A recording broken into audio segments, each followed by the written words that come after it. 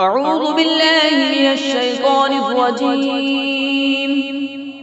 بسم الله الرحمن الرحيم.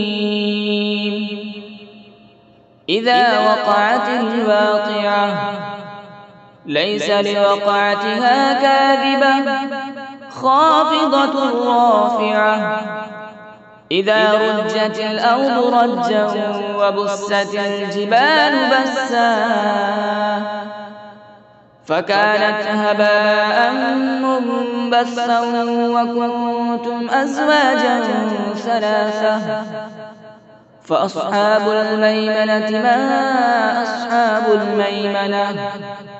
وأصحاب المشأمة ما أصحاب المشأمة والسابقون السابقون أولئك المقربون في جنات النعيم ثلة من الأولين وقليل من الآخرين على سرر موضونة متكئين عليها متقابلين يطوف عليهم ولدان مخلدون بأكواب وأباريق وكأس من معين لا يصدعون عنها ولا ينزفون وفاكهة مما يتخيرون ولحم طير مما يشتهون وحور عين كأمثال اللؤلؤ المكنون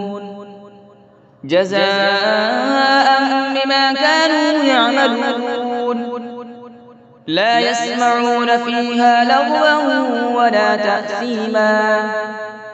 إلا قيلا سلاما سلاما وأصحاب اليمين ما أصحاب اليمين في سدر مخضود وطلح منضود وظل ممدود وماء مسكوب وفاكهة كثيرة لا مقطوعة ولا ممنوعة وفرش مرفوعة إنا أنشأناهن إنشاء فجعلناهن أبكارا عربا أترابا لأصحاب اليمين ثلة من الأولين وثلة من الآخرين وأصحاب الشمال ما أصحاب الشمال في سموم وحميم وظل من يحموم لا بارد ولا كريم إنهم كانوا قبل ذلك مترفين وكانوا يصرون على الحنث العظيم وكانوا يقولون أئذا متنا وكنا ترابا وعظاما أئنا لمبعوثون أو آباؤنا الأولون قل إن الأولين والآخرين لمجموعون إلى ميقات يوم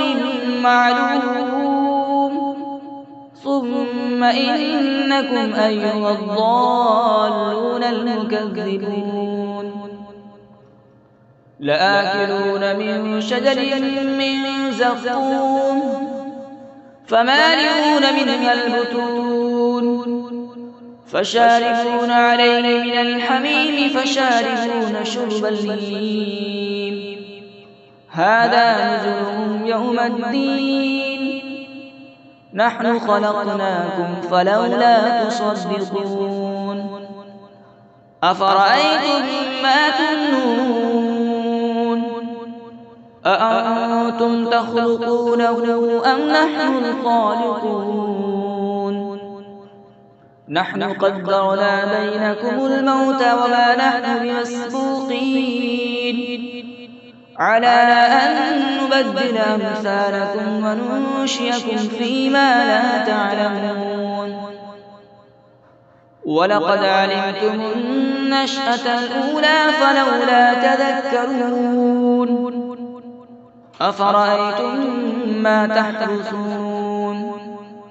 أأنتم تزرعونه أم نحن الزارعون لو نشاء لجعلناه حطاما فظلتم تفكهون إنا لمغرمون بل نحن محرومون أفرأيتم الماء الذي تشربون أأنتم أنزلتموه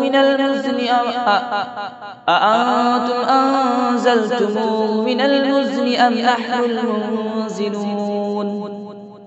لو نشاء جعلناه أجاجا فلولا تشكرون أفرأيتم النار التي تورون أأنتم أنشأتم شجرتها أم نحن المنشئون نحن جعلناها تذكرة ومتاعا للمقوين فسبح باسم ربك العظيم فلولا أقسم بمواقع النجوم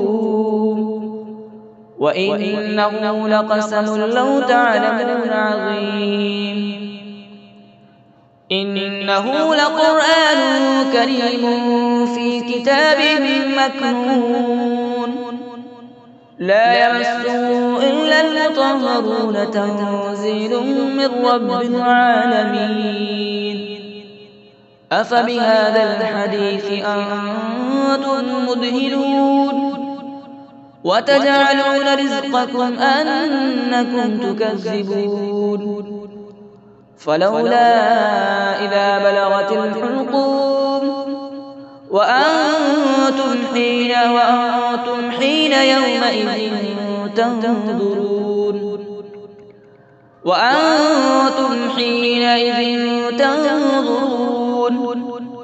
ونحن أقرب إليه منكم ولكن لا تبصرون فلولا إن كنتم غير مدينين ترجعونها إن كنتم صادقين فأما إن كان من المقربين فروح وريحان وجنة نعيم وأما إن كان من أصحاب اليمين فسلام لك من أصحاب اليمين وأما إن كان من المكذبين الضالين فنزل من حميم وتسلية جحيم إن هذا لهو الحق اليقين فسبح باسم ربك العظيم صدق الله العظيم.